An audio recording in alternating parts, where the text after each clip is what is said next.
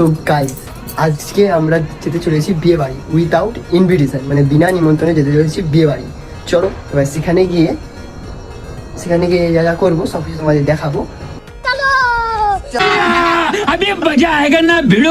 আমরা এখন চলে এসেছি, চলো এবার ভিতরে যাই, যেমন অ্যাম্বিয়েন্সটা বাইরে থেকে সেটা তোমাদের দেখাই। গাইস, গেটটা পুরো ভালোভাবে সাজানো হয়েছে, চলো এবার ভেতরে যাই।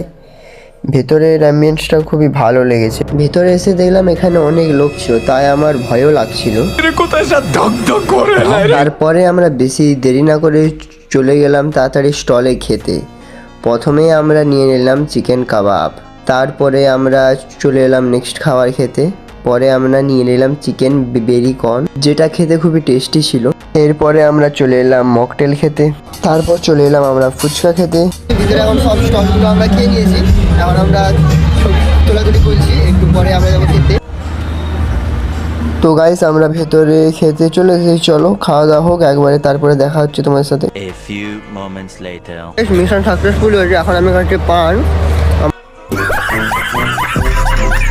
তো গাইস, আমাদের খাওয়া দাওয়া কমপ্লিট হয়ে গিয়েছে, এবার আমরা আছি বাড়ি।